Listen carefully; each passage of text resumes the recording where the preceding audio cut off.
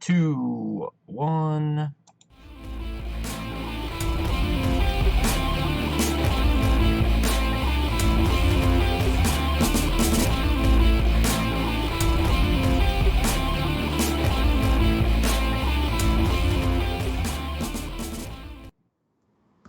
Welcome everybody to Geekvice episode 257, proving any vice with enough geek can become a virtue. My name's Morph. That man's Kip. Good evening, Kip. Good evening. How are you doing after a 2-week hiatus of traveling for work and just for fun and avoiding tornadoes? How are you doing? I am doing well considering all those things. Mm-hmm. How about you? Surviving. Yeah, traveling. 2 weeks ago, it was after the last show we recorded. I immediately was off to Omaha for training, and then got back from that, had a soccer tournament with my oldest boy, and then right after that was over Saturday and Sunday, and then on Monday, Memorial Day, that morning we left to go to Lebanon, Missouri to go floating with our whole family and 2 other families. There's a total of 13 of us. So 6 adults, 7 kids. It was a blast. It was the first time any of these families had taken their kids. And so it was a lot of fun. We were lucky enough to get on the river because over Memorial Day weekend, they were not putting any boats out because the river was too high. Oh, yeah. So luckily it had come down enough that we were able to get in there and still float, and it was a lot of fun. Got back, and it was kind of funny because we get back on, we took 2 days off of work. We took the Tuesday and Wednesday after Memorial Day off work, floated on Tuesday, came back on Wednesday. Well, we left Wednesday morning, so we got back around, noontime on Wednesday, got everything all unpacked out of the car and cleaned up. I even mowed the grass, and then we're like, we're all really tired and don't want to go do anything, so what are we going to do? We're going to watch Infinity War. So the family wanted to watch Infinity War, I think because they had finally gotten to the point where they all wanted to go see Endgame, and I told them we can't see Endgame until they watch Infinity War. So we watched Infinity War on Wednesday, and then turned around on that Friday and went and saw Endgame. And Nice. having those so close together was a lot of fun. Um, I'm almost positive that my wife, part of the reason why we went and saw Endgame on Friday and didn't wait any other time in the weekend, was because she was so, like, she was just like, we stopped Infinity War halfway through to make some popcorn, and and she just looks at me, she's like, this is really kind of depressing. I'm like, yeah, it doesn't get any better. Just, like, just hang on.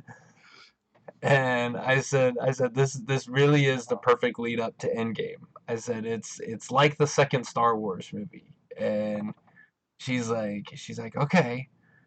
So she understood the analogy, and then of course the boys had no, like, they've seen the movies, but they don't have that same connection to them that we do. And then we get done, and Reese is just like, Reese, what'd you think? He's like, it was good, I think. Like, yep, that's how it goes. Yep, that's the proper reaction. And then so then on Friday we went to the drive-in. We went to Midway Drive-In Theater, which is down in Paola, Kansas. So if anyone's in the Kansas City area listening to this and they want to go to a really good drive-in, I highly recommend Midway Drive-In. It is awesome. It is so much fun. It is so much fun that they have the poles with the little speakers that you can hook to your car. And when you get there, before the movie starts, they are playing like old, like 40s and 50s music. Like it is like old, like, you know, just like you would have back when drive-ins were all over the place. So they were playing big band music? Oh yeah, yeah. I mean, just all the stuff from oldies, you know. Nice. But it was really cool, and the downside to drive-ins is they don't start the movie until after last light. So um, this time of year it was like 10 after 9 was last light, so the movie started about 9:15. And for those of you that have all seen Endgame, it's a 3 hour long movie. We didn't get out of there until 12:15. So Yeah. um, The it, boys it were able to stay awake? uh, I expected them to fall asleep. However, that movie is so engrossing that neither one of them fell asleep. They stayed awake for the entire time, and when it was over, they even stayed awake long enough in the car for us to talk about the movie. And then the moment we stopped talking about the movie, they were out. But Yeah. yeah, again, great movie. We've talked about this before, but it was just great seeing the reaction of people watching Infinity War for the first time and then turning around and watching Endgame. Just a couple days later. Um, that was actually a lot of fun. And when Amber and I were talking about it on the way home, and she's like, it's really like she had kind of forgot about some of the stuff that had happened in the other movies until they came up in Endgame. Like even just what happened to Scott Lang? Where was he at? She had kind of forgotten about that, and we actually uh, we watched at the same drive-in theater. We watched Ant-Man and the Wasp, so she had seen that part, just forgot that had happened. So it was a lot of fun, and I highly recommend Midway Drive-In. If you go to our show notes, there's a link to their Facebook page. You can get all the information there. They've got lots of movies that they play. Usually they play double features, so usually it's two movies. But with Avengers Endgame being a 3 hour long movie, they it was the only one. Yeah, you could spend, all night there. Yeah, yeah. I can't remember the other movie we watched with, because we watched two movies with Ant-Man and the Wasp, but I can't remember what the second movie was. It was that good. Yeah, but Ant-Man and the Wasp was really good. So yeah, Very good. that was my last couple of weeks. Getting kind of crazy now. Gonna be getting busy again with soccer tryouts starting up. Um, I have um, I have been officially recruited into the coaching ranks. I will be spending this will be my first season, but I will be officially coaching a uh, a 2012 boys team, possibly two 2012 boys teams, which is that's my youngest son's age group. So I get to go run tryouts. Um, first tryout evaluation is tomorrow. They So actually have yay. tryouts for kids of that age? Yep.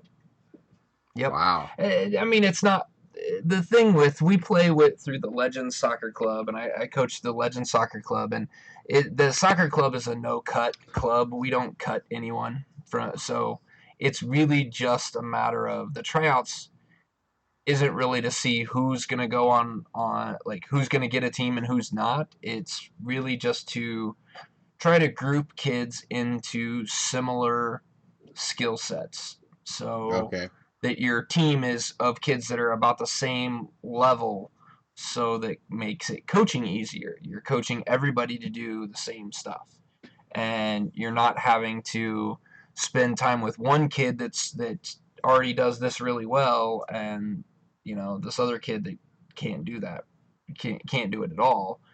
You have it more where everybody's more similar. So that's really what the Gotcha. tryouts are at this age group. Really, any of the age groups, but it's it's a lot of fun. I'm excited for my first coaching stint. Maybe I'll get to the pros here in a couple years. There you go.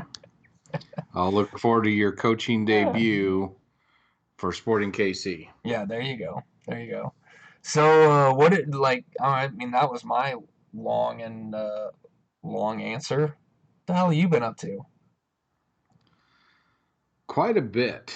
Um, I I had to do 2 rounds of intern training, one in Ooh, that's always Springfield, good. Missouri, one luckily in my own office. That's why I didn't record last week. I was Ah, freaking exhausted. so what do you do for intern training? You like, I It mean, is, believe it or not, it's called CAD boot camp okay, okay. because engineers really don't learn CAD in Ah, school. mm-hmm. So we slam them pretty hard with Nice. with a lot of concepts. So Tell me you yell at them like a drill sergeant. no, I'm a nice guy. I even had one of the students come up to me and tell me I reminded her of one of her like junior high teachers, and I was like, "Is that good or bad?" She goes, "Oh no, I loved him, but you're a nicer version of him." It's like, great, all right, Winner, winner. And then did you look at her and go, "Yeah, I'm probably old enough to be your yep, yep, I could probably do that." yeah, Yeah. That's the scary part. We've got interns coming into the office now, and it's I'm the peer advisor for one of our high school interns. He is like I think he's a junior or senior in high school, or will be. I think he will be a senior in high school, and has some CAD, classes in high school, and has an interest in the engineering side, and so he is uh, he is working for us as an intern this summer, and nice. it's really interesting because it's like you know some of these kids that are coming in, like I'm talking to them, it's like, damn, they really make you feel old because you're like, man, I'm like old enough to be your dad. Like this is weird. Well, you want it to be weird. Wait till you get to be my age when you've been working in engineering longer than they've been alive. Yeah, that is true. That is true. I Yeah, haven't quite hit that point yet, but I'm getting the close. the calculator on my desk is older than the kids in my class. Yes. Yeah. So that happens. Yeah. And and it's not like they were bad kids or anything. They were actually really good kids and it was a good class, but sometimes we need to talk about what it's like to work in a very public job and be an introvert Yeah. because it's freaking exhausting. Ah. So, we were supposed to record last week and I got home and there's like no way in hell. I'm not talking to anybody. So that's why we missed last week. It's my fault. Yeah. Hey. Hey. That's it's all right. It's understandable. Sometimes you just gotta turn it off and disappear for a while. I get it. This, yeah, that's I'm. exactly what happened. On top of that, so my brakes were making a grinding noise, so I had metal on metal going on. Oh, that's always good. So I priced out all the stuff I needed through the local auto parts. What's a chain? Auto parts chain. And I thought I can do better than that. So I came home, looked on Amazon, and could get all the parts plus a couple of tools that I needed and still spend about half the amount of money. So I ordered everything through Amazon. So while I'm waiting for it to show up, I had to drive the little Honda Civic 5-speed.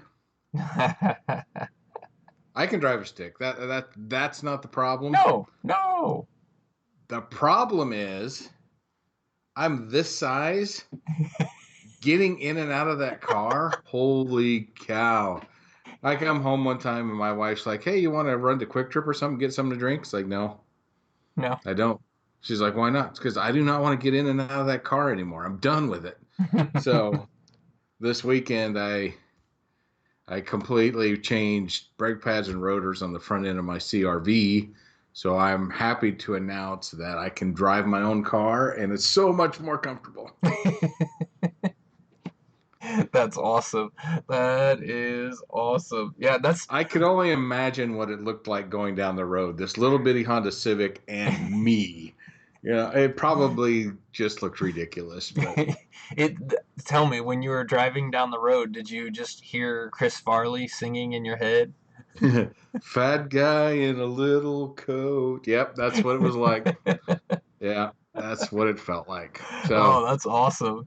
so that was another just component to the reason I did not want to record Yeah. last week, dude. Well, and you But get some man points for being able to change your own brakes and rotors. oh yeah, Or I guess it's not not just hard. even being able to, but actually doing it. Because I mean, I have done it once, like with my dad when I was younger, and now I'm like, oh, me do it myself? Psh, no, I'll just take my car somewhere and pay them to do it. It's way Well, easier. okay, so I already covered I'm a cheapskate and bought all the parts through Amazon. Right. So I priced it out through the mechanic I take my car to, and it was going to cost me $800. Ooh, I did ooh. the whole thing for $100. Oh, wow. Okay. So the 2 hours I spent was worth the $700 to me. Sure, sure. I can see that. That's a So lot of board yeah, games you could get for $700. damn right. So I can do it. And then I realized calipers are looking a little rough, so I may have to buy new calipers and tear it all apart again. But Do it again. we'll see how it goes. At least I don't have to remove the rotors this time. But Yeah. yeah, I got these nice shiny rotors that are all slotted, and you can see them through the rims. It's like, yeah, And that's awesome. if you follow Kip on Twitter at Kip Killigan, you will have seen that picture. Oh yeah, I did post that. Yeah, I posted it on Instagram too because Cool I'm like that. braggy. I'm very Yeah. braggy. Hey, when you do something like that, you gotta brag about it. Yeah. Yeah. So got all that done, so I'm feeling pretty good. So the rest of the weekend was Total Sloth Fest 2019, and so we got a lot of TV watched. And so I highly recommend an HBO series. It's only 6 episodes called Chernobyl. And for those of you who don't know, at 1:23 a.m. and 40 seconds, April 26, 1986, um, Tower 4, Reactor 4 at Chernobyl Hmm. blew up. They didn't even know it was possible for a reactor to blow up. This bad boy blew up. And because it completely blew up, completely exposed the core. Um, so I don't know how accurate this is. I haven't looked it up, but it was numbers they kept throwing out at the TV show. Their Geiger counters only went to 3.6, so they kept reporting that the readings were only 3.6, not Yeah. that it was maxed out at 3.6. Right. So the number 3.6, when they heard the numbers, they're like, not great, but not horrific either, is what they kept saying, or not terrifying. I can't remember. One of those types of words. Right. 3.6. Then they decided, you know what, we probably need to get better equipment and check it out again. And it ended up being like 15,000. Oh wow. Yeah. So super Whoops. bad news. So bad that you couldn't get close to it. You'd just be dead in minutes. Um, One of the things they decided to do was dump sand on the reactor to put out the fire and temporarily kind of seal off the radiation so they could come in and do something more permanent. And they kept saying, they brought them in by helicopters, and it's like, do not fly directly over the core. Kept saying that. Well, the first helicopter flew over the core. The radiation was so bad, it just pretty much tore the helicopter apart and it crashed. Oh That's how wow. strong this was. Wow. Yeah. So, again, It's an HBO series. Don't know how accurate like the numbers are. If the helicopter thing actually happened, don't know. But at least you're watching it going, holy shit, this is so much worse than I thought. So then it makes you start looking at Wikipedia and stuff like this to see what's really going on. Right. But back to the show. The show stars Jared Harris, Stellan Skarsgård are the two main characters. Um, Jared Harris is, I guess, a nuclear engineer, and he's brought in to kind of help, not kind of, but to lead the charge in containing this. Mm-hmm. And Stellan Skarsgård was like his KGB liaison to get things accomplished because basically it's the Soviet Union and you Yeah. can't just act. Everything has to go through committee and all this other stuff. It's crazy. Well, and they're And the also way, trying to hide it too. well, yeah. So the whole premise of the show, honestly, is how the Russians are so hell bent on never looking bad. They just pretty much just ruined all these people's lives, killed. The estimates they said go anywhere from 4,000 to 93,000 people. Wow. But the official body count from Soviet Union, 31. Oh, of So, course. so that gives you an idea of how they will not make themselves look bad, even if they are in the wrong. And that's pretty much what the show is about. So, Yeah.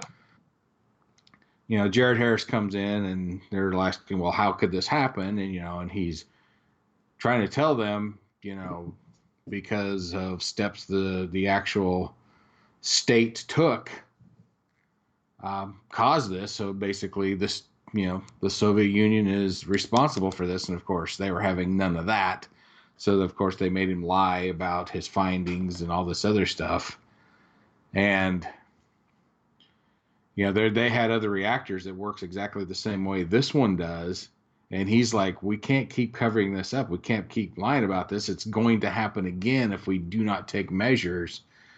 And he actually put his life on the line to get the truth out there. And that guy is what is his name? I hate Russian names. I'm terrible at them. Oh, yeah. Valery Legasov, something like that. Of course, they say it so fast with Russian accents or Yeah. British/Russian accents that it's like I can't really tell what he said. Yeah. But this guy actually really did exist. He really did blow the whistle. I'm not going to give how the story works away, but pretty much everybody on the show that got that was boots on the ground is dead. The radiation just killed them. If not immediately, then like within 5 years. And there's a scene where Stellan Skarsgård and Jared Harris are on site. They're not at the reactor, but they're on site. And Skarsgård's character, Boris, was arguing with him about how bad can this actually be. And he had to tell him, well, because where we are now, we'll be dead within 5 years. And that was like the turning point for the KGB guy, for the party member. He was then all of a sudden he was on um, Legasov's side and helped him get things accomplished. But it was like this big eye-opening moment. It was pretty big. It's like, yeah, here we are. We just killed ourselves. Jeez. Yeah, it was amazing. The show is freaking amazing. It's not a feel good by any stretch of the imagination. Well, Um, I would be upset if this was a feel good because yeah, there's nothing good about this. I mean, the fact like I remember obviously I was alive when this happened. However, I was only 6 years old, so remember it and like knowing it when it happened. But I remember hearing about it shortly after it happened, and the just the the impact of this thing happening and the cost at which it was and how horrific it was, even just, in elementary school, like, it was a major big deal. And um, yeah, so this is actually, I had heard about this, but I didn't realize it was already out. So I definitely got Yeah, to check this out. it's worth it. It's an HBO special, so you have to take steps to see it, but it's totally worth it. It totally okay. So I was 18 when this happened. Mm-hmm. I remember the stories about it. I remember it being a big deal, but then it went away pretty quick, Yeah. and I really didn't know what happened in the end until this show came about. Then I started doing my research based on it, and because the show's not completely accurate, there's some characters Sure. in it that didn't exist. Yeah. They got to There's take some artistic stuff that's license. made for TV, Mm-hmm. but I did not realize how big of a disaster it really was. Yeah. How widespread, how completely dangerous many, many miles away this really was. And it's so bad. It was so bad that if you go visit today, you can go to the town of Chernobyl and you can't leave the pavement. You cannot touch anything Mm-hmm. that is fauna or flora. You just can't touch it. You can't touch the grass. You can't touch a leaf. You cannot touch anything because you will get radiation poison, radiation sickness. Yeah. 33 years later. Yeah. And being on the pavement, they claim you get enough radiation to equal like a chest x ray. Granted, this is the former Soviet Union, so I'm not buying it, so I'll Yeah. never go. But seriously, I mean, Yeah. if you go somewhere and they say, do not touch anything that's a plant, do not leave the pavement, I'm like, yeah, I shouldn't be here. Right. I just should not be anywhere near this. I mean, Yeah. it's This that is a lot. scary. This is a lot different than walking in a trail in a park and then telling you stay on the trail, don't walk off the trail. Like, Right. this is a lot bigger, a lot bigger of a deal. Well, the trail they're doing it so the wildlife and the plant life around the trail is not damaged. Right. There, it's so Yes. you're not damaged by Exactly. stepping off the trail. It's a whole different ball game. Yeah. Um, Man. the acting was really really good. Well, of course, Stellan Skarsgård is always fantastic. Jared Harris, if you don't know who he is, he's this British actor. He was in Mad Men. If you watched Mad Men, Mm-hmm. he was in one of the Sherlock Holmes movies. Um,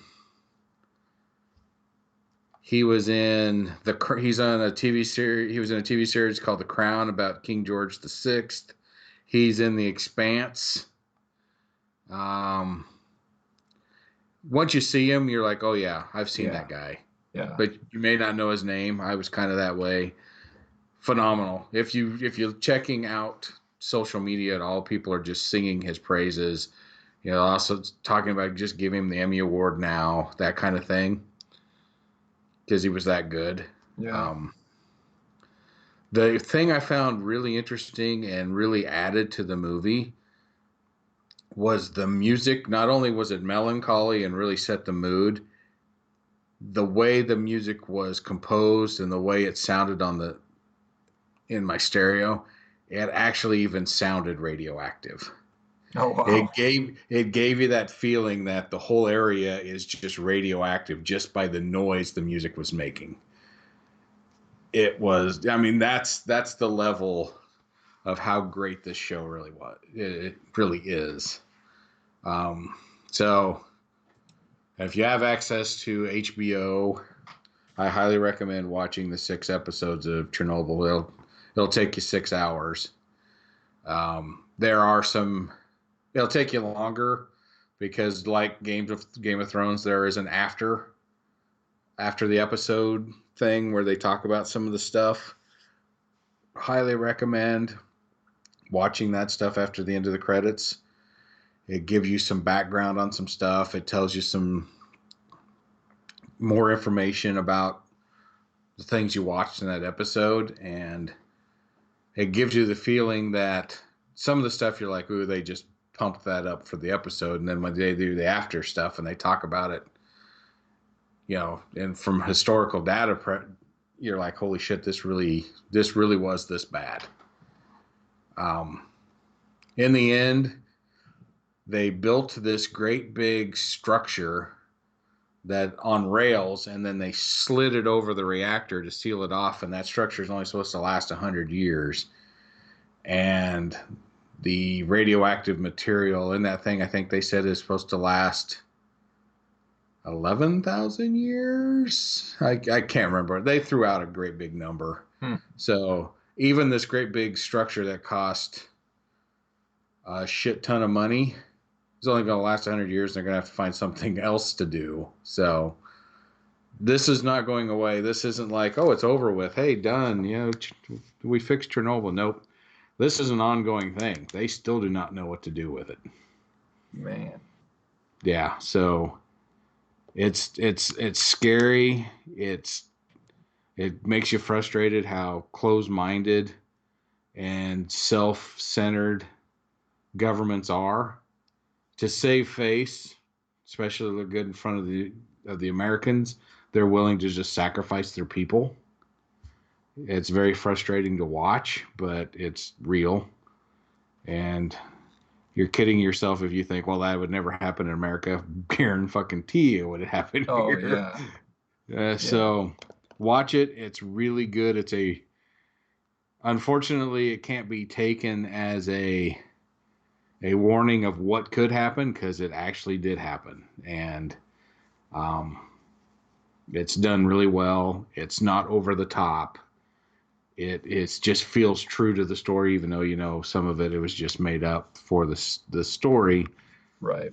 But it has a powerful effect on you. I've been thinking about it constantly since we finished watching it. It's that big of a deal. Wow. That's, I mean, Yeah, yeah, totally recommend it.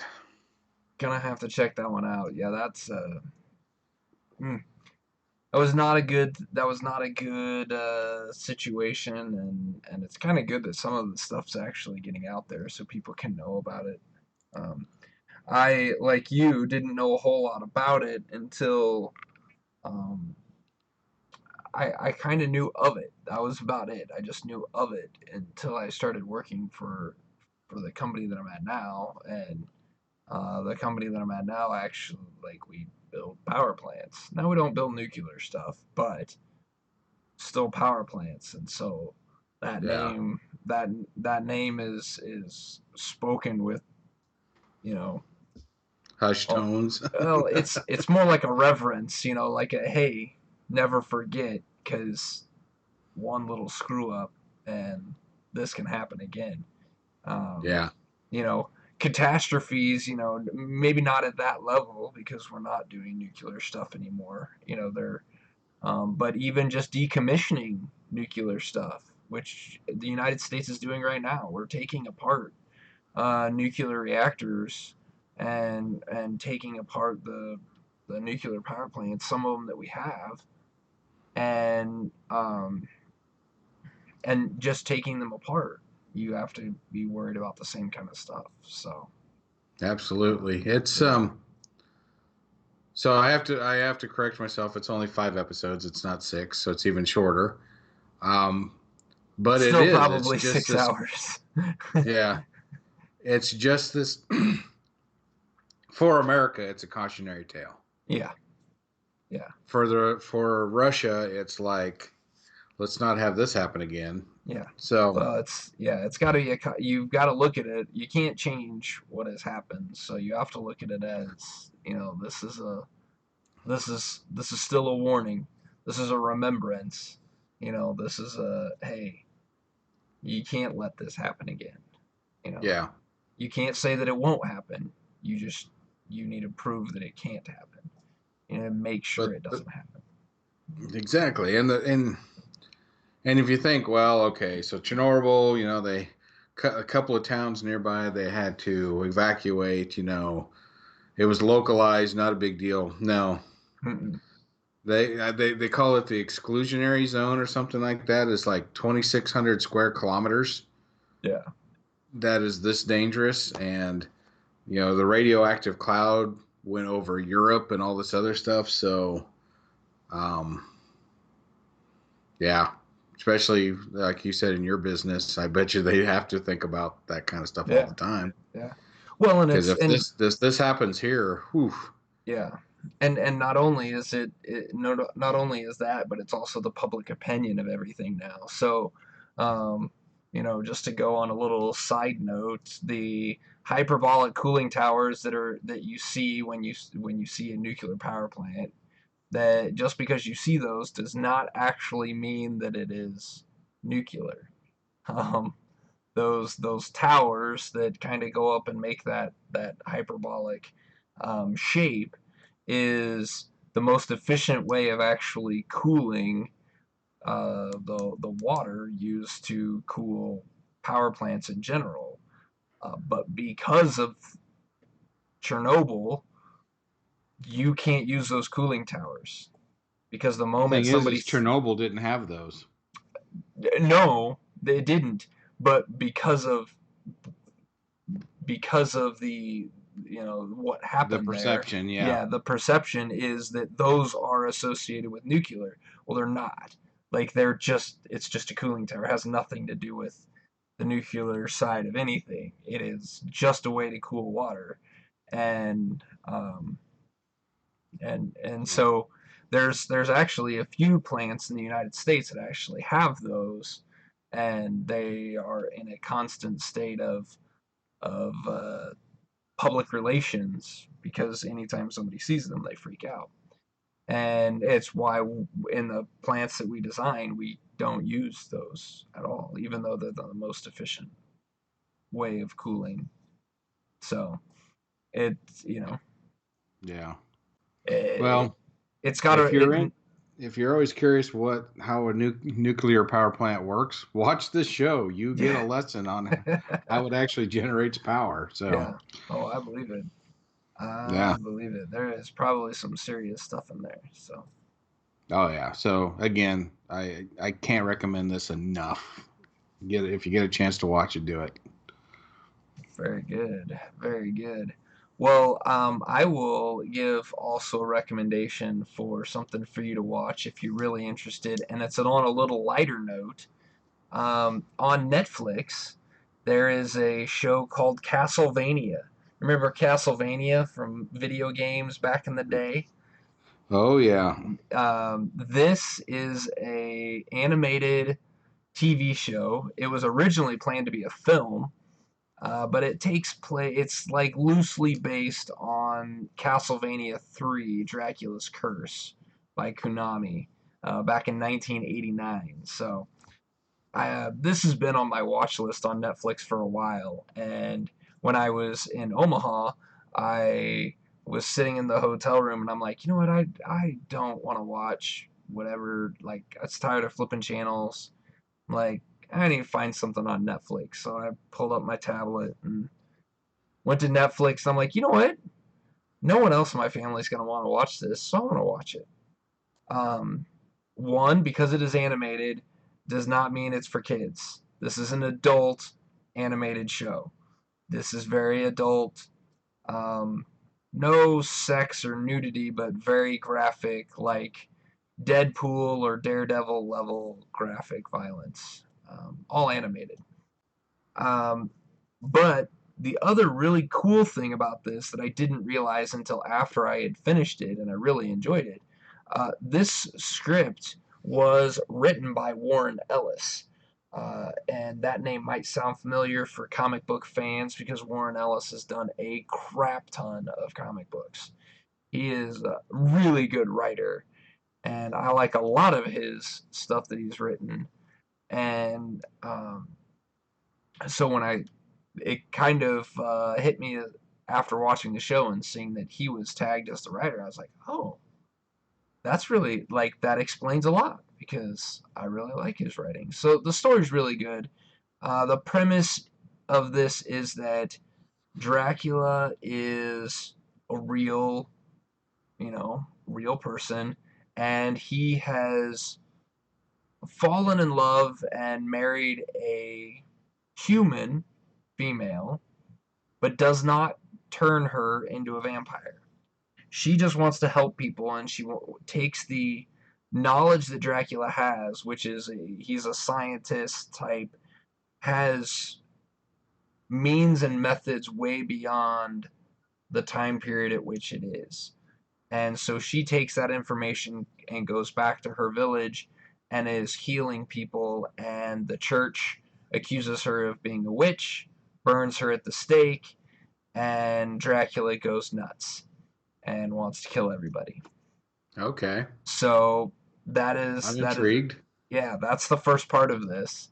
And from there, it goes into it basically follows the character of Trevor Belmont, who in the game is the main character, and he is a monster killer. The Belmonts are a family of monster killers that have been ostracized because of the church and the magic and mystics that the Belmont family has used to combat monsters that the church refuses to believe are there, or blames on all these magic people and not that they're actually there.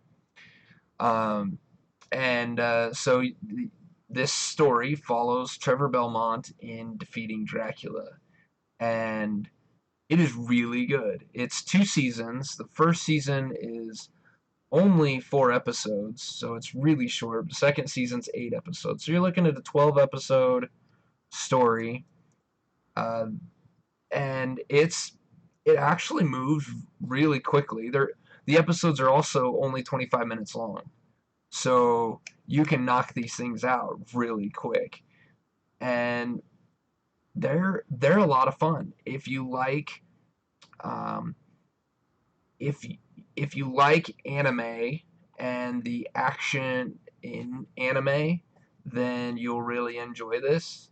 Um, it has a look because it's done by Powerhouse Animation Studios for specifically for Netflix. It has a it has that same kind of artwork feel of anime and the martial arts, like the Japanese wire work martial arts. So I mean, some of the stuff was a little over the top, but suspension of disbelief, man. Turn off your brain and enjoy the show. Well, it is And animated, so what yeah, the hell? it's really good. It's really good. And a 10 episode third season has been greenlit by Netflix. There's no date set for it yet, but um, you know, I'm looking forward to it. I'm kind of curious. They left it open at the end of the second season where I was like, ooh, they really could do a third season. And that's when I saw that they had greenlit a third season. I'm like, ooh, this could be a lot of fun. So Yeah, I'm gonna have to check it out. It sounds really awesome, actually. yeah, it's a lot more lighthearted than your Chernobyl show. So this is killing vampires. You get a Yeah. little political intrigue going on in here. You get a little bit of the church getting overzealous and blaming everybody else, like the church, like organized religion does. And so you get some magic, you get some martial arts, you get some vampire killing action, and it's really good. Highly recommended. Nice. I will highly watch it when I get a chance. I don't know how It, you highly watch something, but I'm gonna do it. well, I mean, you could highly watch it or you could get high and watch it. I'm not really sure which, but Yeah. Yeah. you Well, know. I'm good with that too. I've got whiskey and yeah, There you go. got a So, weekend coming up. that's right. That's right. All right. Well, that I think will do it for us. Unless you got anything else you want to throw out there, real quick. No, I think next week I want to talk about Good Omens on Amazon Prime, Yeah. and if we get a chance, I want to talk about the Godzilla movie. So we'll see how that Done. happens, if that happens. Done. We can do that. Offline we need to talk about vacation plans and what we're gonna do to cover. I'm gonna be gone for here in a couple weeks. I'm going on our big family vacation, so we're going to Portland, Oregon, and Seattle, Washington. So uh, we might have Okay. to do some pre-recording or something like that, and cover for while I'm gone. But that's for behind the scenes, people. You don't need to know about all that. No, you can just speculate and then Yeah, find out what happens. right. Exactly.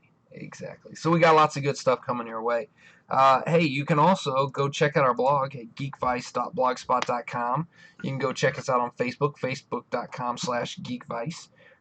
You can follow us on over at Twitter. You can follow that man at Kip Killigan. You can follow me at Geekvice.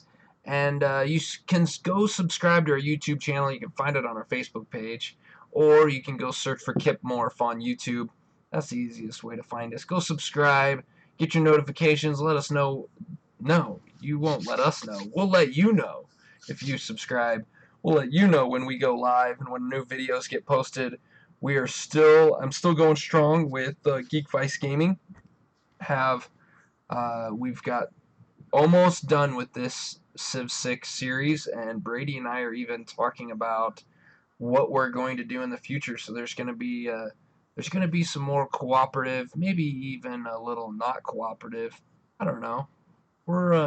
We've got a few games in mind that we want to play, and so there's definitely going to be more stuff going up there. Possibly even a little Scythe online gameplay because I have that for Steam. Nice.